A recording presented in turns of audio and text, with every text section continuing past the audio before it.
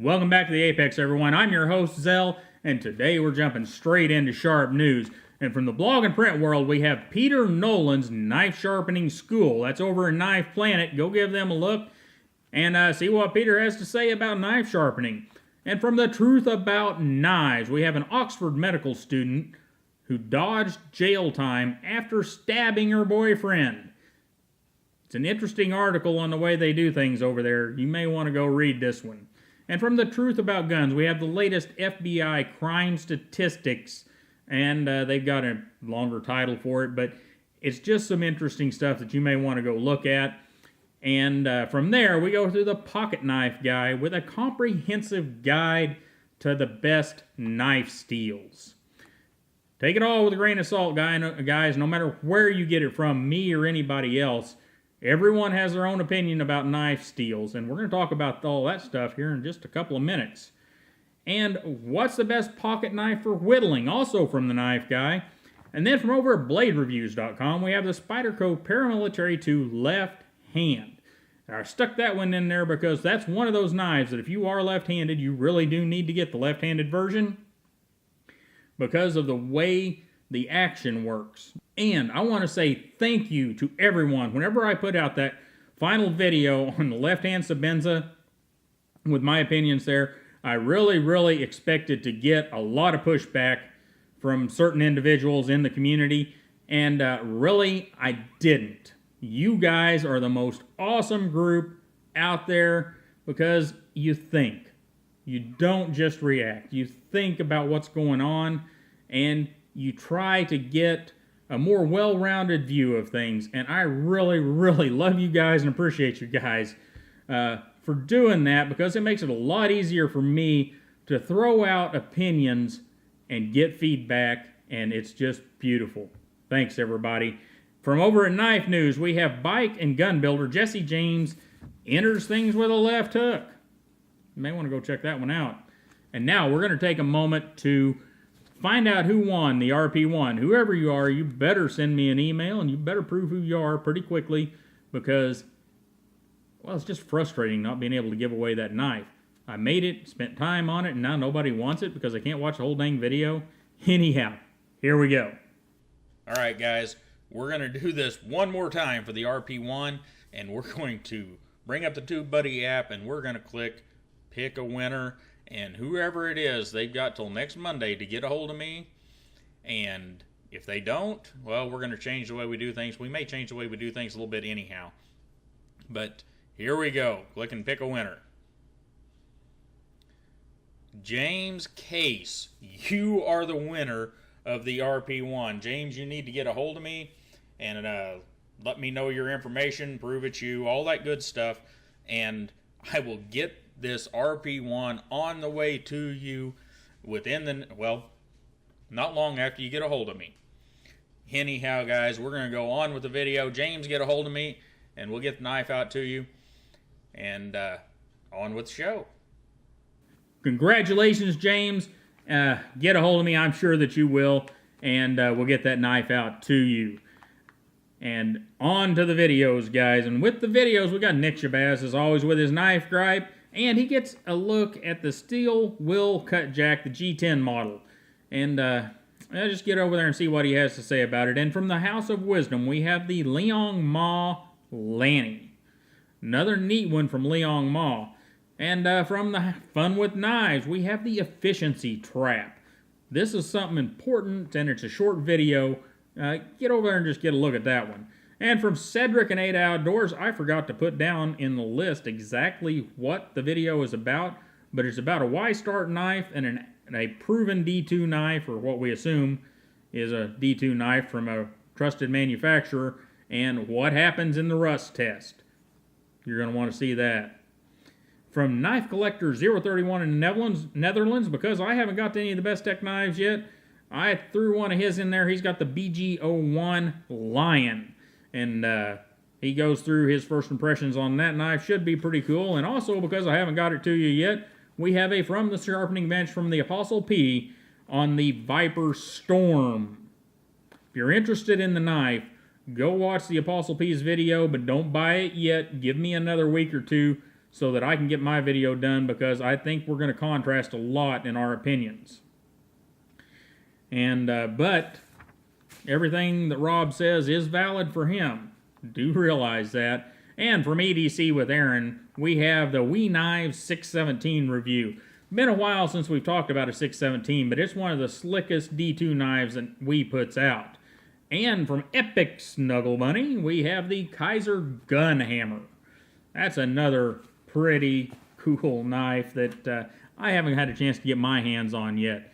And guys, once again, I really appreciate everyone being civil and thinking on that left-handed knife video. That gives me a lot of confidence that I can put out videos like that that are in some ways going to be controversial, but I try to always have a point, and I'm trying to find out what you guys think as well. And it's just beautiful to be able to do that with you guys and not have a big knockdown, drag out, ugly comment section that I have to shut down. You know, that whole video, every comment was positive with the exception of one, and the filter caught it, so I could just get rid of it before it got out there to make it ugly for anybody. Anyhow, we're going to move on to a camera down view and talk about time management. First off, I want to say congratulations to James Case again. And then today, guys, I want to talk about time management and your knife steels. And I've tried to record this several times, so we're going to make this as simple as possible. As you move up the steel hardness chart and abrasion resistance chart, the more initial time you have to spend with a steel to get it sharp. Now, it's going to come from the factory. It's some semblance of sharp. Sometimes it's really sharp, sometimes it's not. It depends on you and what kind of sharpness you want. For me, I always sharpen a knife soon after I get it because factory sharpness is never great. So I figure in, whenever I buy a knife, that I'm going to spend, depending on the steel, somewhere between 20 minutes and an hour and a half or more sharpening that knife. And that's with the higher end, you know, your Wicked Edge and your KME. And you have to decide those same things. And then there's maintenance. Maintenance after it's sharpened.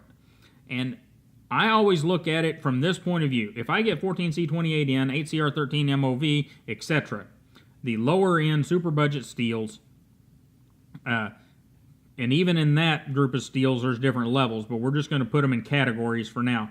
I know that I'm going to have to spend time with that steel keeping it sharp. I know that if I move up to the mid-range, some S35VN, some D2, that I have to spend less time maintaining that steel. Now, it's going to take longer to sharpen whenever I actually have to give it a full sharpen, but I spend less time in the middle. And then there's things like M390, CTS204P, Maximel, ZDP189, etc., that you sharpen them once and then you spend a heck of a lot less time in the meantime, in the in-between time, dealing with them. And that's kind of the point I want to get across today. Whenever you're buying a knife, look at that steel. Make sure that you have the proper sharpening equipment to deal with that steel. And not only the proper sharpening equipment, but make sure that you're willing to allot the time, whether it be in big chunks for something like M390 or ZDP189 to get it good and sharp, or in little chunks, something like 14C28N, to maintain it once you've got it initially sharp. Because that's how things go. Is there a middle of the road? Yes, there's a middle of the road. There's 4 of them out here.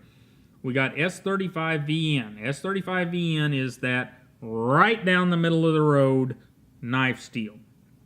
Maintains an edge for a good long time. It's fairly easy to sharpen, fairly abrasion resistant, and pretty good with stain resistance. It's that balance of knife steel. That's why you see it in knives from $100 all the way to $500+, because it's a very well-balanced knife steel. And most companies do like the ones on the table here, Riot, WE, and Bestech. They harden it to a good hardness where it's a good knife steel for a very long time. It holds its edge for a very long time. Now, other companies may not harden it as well. We know that ZT's had some problems. People will kind of fuss about Chris Reeve, but they are erring on the side of you being able to sharpen that knife. ZT isn't, but Chris Reeve Knives, I believe they're erring on the side of you being able to sharpen that knife with maybe a set of Arkansas stones fairly easily. Not that these can't be done with Arkansas stones. They for sure can. They just take longer. And that's the whole crux of what we're talking about. Know your steel. Look around. Find the vloggers, or the bloggers and the video people, and all the reviewers that have actually used the steel and used it in that brand, because even the heat treat can make a difference. And find out how it is to sharpen. Find out how long it holds its edge. And find out, and then from there, you will probably have to figure out how much time you're going to have to invest in that steel, because it depends on how you use your knife, how often you use it, what you cut with it, those sorts of things. Sometimes you're going to have to get a feel for that in your own life and figure out what steels you like. That's what I did. I started way back when with 14C28N and D2 and 440C. And then what pushed me into all the stuff you see on the desk was I broke one of those knives and somebody got me a knife, an 8CR13 MOV, and that stuff was just freaking awful. As far as I was concerned, may not be for you, but it was for me. So then I bought some VG10. That was worse. Spyderco VG10. May not be for you. It may be perfect for you if you like to maintain your knife regularly. And that's what spawned all of what you see now. And I ended up, my favorite steels are ZDP 189, M4, and M390 and its equivalent, CTS 204P, and I can't think of the other one. Those are my favorite steels. However, I do not discount a knife, obviously, if it's got S35VN in it. I gave a load of money for that knife and that knife, knowing that they didn't have my favorite knife steels in them. And that's okay. But what are the knives that I use every day? Well, this guy here with M390 in it. I have a Mantra upstairs that I use every time I'm in the shop that's M4. And I've got, I forget what the number on the Wee knife is, one of the later ones that's very similar to this knife that's M390 as well. And I use a lot of D2 knives because I like D2. It holds an edge well for me. And I don't have to spend a load of time maintaining it. What I want you guys to take away from this is know the knife steel, find out about it, figure out what you want to spend on sharpening equipment. Because the sharpening equipment you buy, or whether you're going to send them out for sharpening or not, should weigh pretty heavily on what steels you buy. If you're only going to buy a set of Arkansas stones from Walmart, it's probably not a good idea to buy some M390. If you're going to buy a Wicked Edge or a KME or an Edge Pro Apex, M390 is going to be fine. But set up everything with the proper expectations. Don't jump off the deep end into a Maximet knife and think you're going to sharpen it with diamond stones without spending a whole load of time on it. Figure out how you want to manage your time. Do you want to maintain that knife every day? Some of you do, and that's beautiful. I wish I had the time to do that. Others of you only want to touch that knife with the sharpener whenever you have to. Unfortunately, that's how I have to do things. And that's why I prefer some of those harder and harder to sharpen steels. And guys, I'm going to cut it right there, because if I don't, I'm going to spend all day talking about this. And you guys have a great day. Figure out how you want to manage your time and buy your knives and your knife steel accordingly. And don't do this. If you have to have M390 and you see that your Liong Maw design is the most beautiful design you've ever seen, but you go, can't buy that, it's got S35V, and don't do that. Realize that you're buying design. You're not always buying the super great steel. Because I almost did that with that Liong Maw. I was standing right there in front of Liong thinking, I may not want that because it doesn't have M390 in it, or it doesn't have CTS 204P or M4 or whatever. And I went ahead and bought it. And I'm very glad that I did. Because I really love this knife. And because of how much I love the knife, I don't mind the fact that I have to maintain it a little bit. But for your general everyday carry knife, figure out how you want to manage your time, how much time you have, and what your budget is to get to the place you want to be. Anyhow, guys, you have a wonderful day. Don't forget to like, share, and subscribe, and I'll see you next time.